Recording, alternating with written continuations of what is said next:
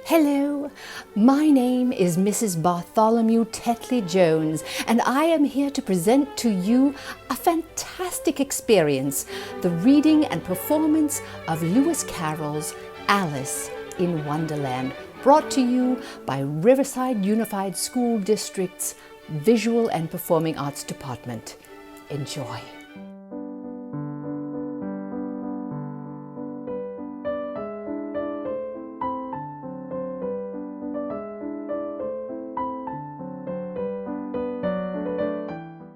"Here, you may nurse it a bit if you like," said the Duchess to Alice, flinging the baby to her as she spoke. "I must go and get ready to play croquet with the Queen," and she hurried out of the room.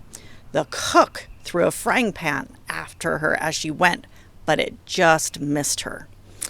Alice caught the baby with some difficulty, as it was a queer-shaped little creature, and held out its arms and legs in all directions, sort of like a starfish.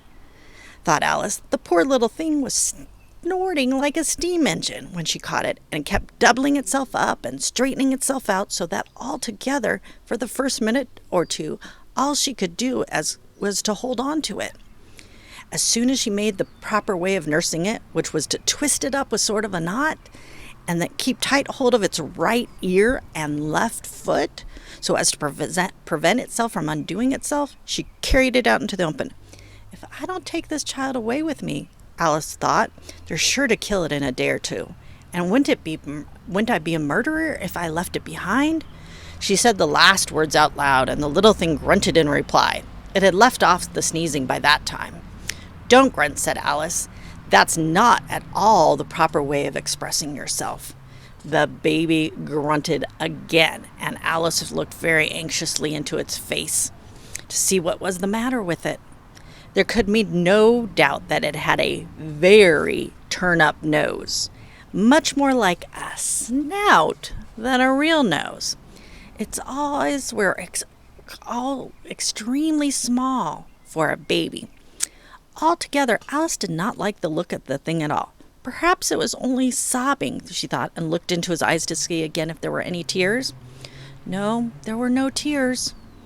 "If you're going to turn into a pig, my dear," said Alice seriously, "I'll have nothing more to do with you.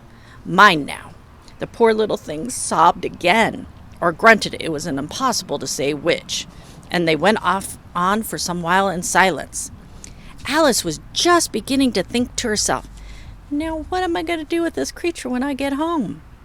Then when it grunted again, so violently that she looked down into its face with some alarm. This time there could be no mistake about it. It was neither more nor less than a pig, and it would be quite absurd for her to carry it any further. So she set the little creature down and felt quite relieved to see it trot away quietly into the wood. If it had grown up, she said to herself, it would have made a dreadfully ugly child. But it makes a rather handsome pig, I think. And she began thinking over other children she knew who might do very well as pigs, and was just saying to herself, if I only knew the right way to change them, when she was a little startled by seeing the Cheshire Cat sitting on a bough of a tree a few yards away. The cat only grinned when it saw Alice. It looked good-natured, she thought. Still, it had very long claws and a great many teeth. So she felt she ought to treat it with respect. "Cheshire Puss," she began rather timidly, as she did not know at all whether it would like the name. However, it only grinned a little bit wider. "Come on over here, it's please so far," she thought. Alice went on. "Would you tell me, please, which way I ought to walk from here?" "Well, that depends a good deal on where you want to get to," said the cat. "I don't much care where," said Alice. "Then it doesn't matter which way you walk," said the cat, "so long as you get somewhere," Alice added as an exclamation. "Oh, you're sure to do that," said the cat, "if only you walk long enough." Alice felt this could not be denied, so she tried another question. "What sort of people live here?" "Well, in that direction," said the cat, waving its right paw, "lives a hatter, and in that direction lives a March hare. Visit either you like, they're both mad. But I don't want to go among mad people, Alice remarked. Oh, you can't help that, said the cat. We're all mad here. I'm mad and you're mad. How do you know I'm mad, said Alice. You must be, or you wouldn't have come here. Alice didn't think that proved it at all. However, she went on. How do you know that you're mad? To begin with, said the cat, a dog's not mad. You grant that? I agree, said Alice.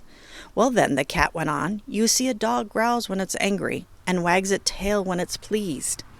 Now I growl when I'm pleased and I wag my tail when I'm angry. Therefore, I'm mad. Well, I call it purring, not growling, said Alice. Call it what you like. Do you play croquet with the queen today? I should like it very much, said Alice, but I haven't been invited yet. You'll see me there, said the cat, and vanished. Alice was not surprised by this at all. She was getting used to queer things happening while she was looking at the place where it had been, and it suddenly appeared again. By the by, what became of the baby? I'd nearly forgotten to ask, said the cat. It turned into a pig, Alice answered very quietly, just as if the cat had come back in a natural way. I thought it would, said the cat, and vanished again. Alice waited a little, half expecting to see it again, but it did not appear. After a minute or two, she walked in the direction in which the March Hare was said to live. I've seen hatters before, she said to herself. The March Hare will be the most interesting. And perhaps as this is May, it won't be raving mad, at least not as mad as it was in March. As she said this, she looked up, and there was the cat again, sitting on the branch of a tree.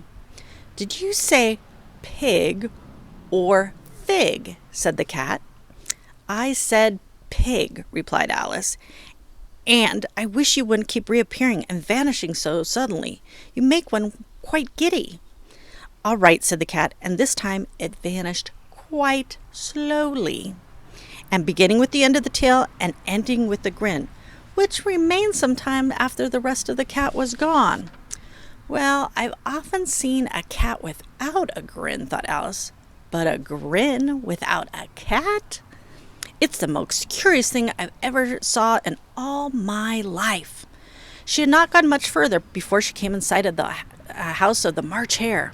She thought it must be the right house because the chimneys were shaped like ears and the roof was thatched with fur. It was so large a house that she did not go near it till she had nibbled some more of the left-hand bit of a mushroom and raised herself to about 2 feet high. Even then she walked up towards it rather timidly, saying to herself, Suppose it should be raving mad at all. I almost wish I had gone to see the Hatter instead.